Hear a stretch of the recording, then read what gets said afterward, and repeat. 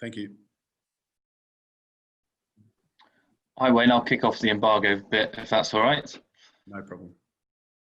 Is a win in this game the be-all and end-all for you? From the way you've been talking the last 10 minutes, it doesn't sound like it would absolutely be desperate if you lost this match. Is that fair?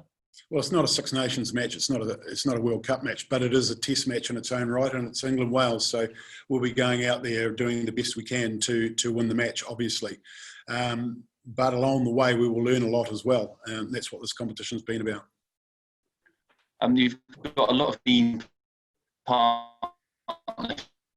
We've played 10, 12 and 13 have played last week, and that was it. Obviously, the back row too. Well, again, please. We can't hear the question, mate. You just cut out for the first 10 seconds. Sorry. Is that better? Yes.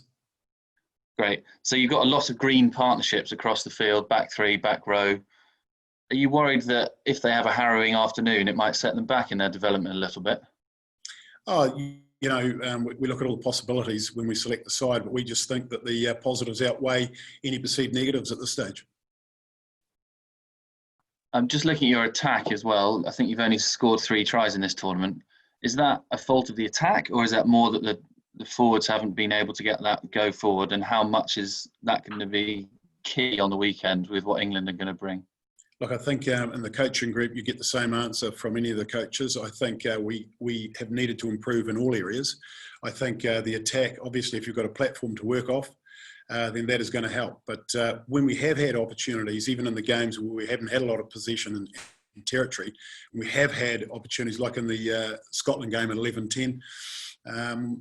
In the last quarter of the game, we had an opportunity to win the game down the right-hand flank, and we weren't able to just string a basic attacking play together. So, it's been a mixture, and we're working on all of those areas to improve. Just quickly, a last one. Eddie Jones keeps talking about coming to the heart and soul of Welsh rugby and Llanelli. Is this one of those games where it really is about heart and soul?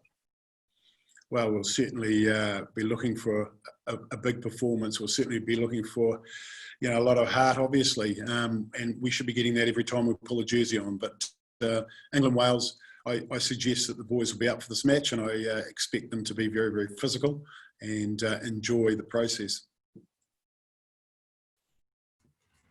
Hi, Wayne. Thank you. Hi. With the 60 split that England have gone for on the bench, did you ever consider anything similar during the week? We're out of forwards. So in an ideal world, might you have gone down that route?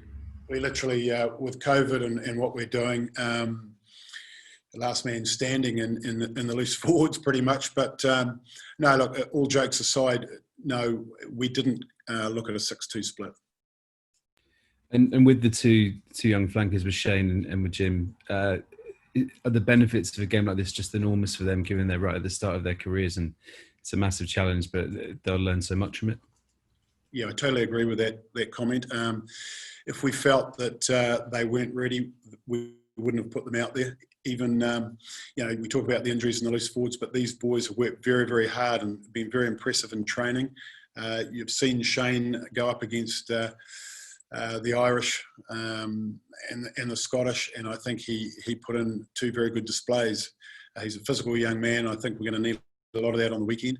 And in terms of Jim Botham, you saw his performance in the Georgian game, first up for a young guy that had only been in for 1 week at that point, preparing for that test match. So, I think both those guys, we're confident to put them out there, and we're really excited to see how they go.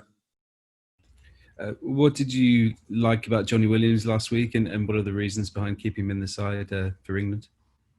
Oh, look, I think, he got us some go forward in the conditions, which meant, we needed that. He got us gain line. He was strong in the tackle area. And I thought he had a sound all-round game defensively as well. So it was a good start for him, and we think that there's more to come, and, he's a big, strong guy.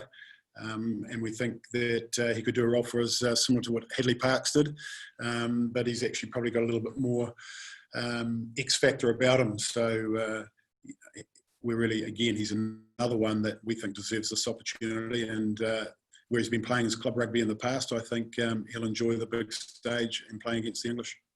Thanks. Thank you. Hi Wayne, just one question from me. You mentioned looking ahead to facing Italy. Is that not a bit defeatist? It sounds like, if you're looking ahead to facing Italy, you're kind of, accepting that you may well lose this game. And if so, is that a disappointment to Welsh fans? Not at all. I haven't said that. What I said is that the two players that can't make this game, we look forward to them hopefully getting some game time against Italy. No problem. Thank you. Thank you. Wayne, just one from me. There are 7 survivors from the teams against Scotland and Ireland. Is this can this selection be seen for the first time as a side that is very much in your image? You look at the back division with the attacking options that you now have. Well, I think you're seeing a few players getting opportunities. I think there is a combination of Jonathan Davies' injury, but in most positions, and George with his lack of game time, going back down to club footy to get a couple of games under his belt, I think you're seeing opportunities now for these young guys, and it's now up to them to take those opportunities. I think they've made a reasonable start. We'll keep harping back to the last game and the conditions, but they've made a reasonable start. And, there's 2 more games left in this competition. We'll ask questions in these 2 games of these players, and we'll get some answers. And then, we'll show our hand, obviously. Six Nations is not about opportunities at that point. It's going to be about who's got form at the time and who deserves to wear the jersey. Thank you. Thank you. Wayne, how much more difficult is it to transplant a positive, enterprising game plan than a limited one? And do you ever feel tempted to double back and go the safe way? Well, I think in some of the performances you saw earlier in the competition, without the continuity of ball and the frustration, I guess, of not having the position we're after in territory, we got into probably some old habits for some of the guys in those performances. We weren't happy with those performances, and look, across the board, the guys are excited in training. They're excited about what we're trying to achieve, what we want to achieve. It is going to take a bit of time, and they realise that, and we realise that. So, look, hopefully we'll get opportunities to show a bit more of some of the attacking rugby that we want to play. But again, against England, we've got to make sure that we've got a base to play off to start with. And Ian Botham, very proud Englishman. Any thoughts on which way his allegiances might lie this weekend with your selection? I'd be very surprised if it's not the team in red.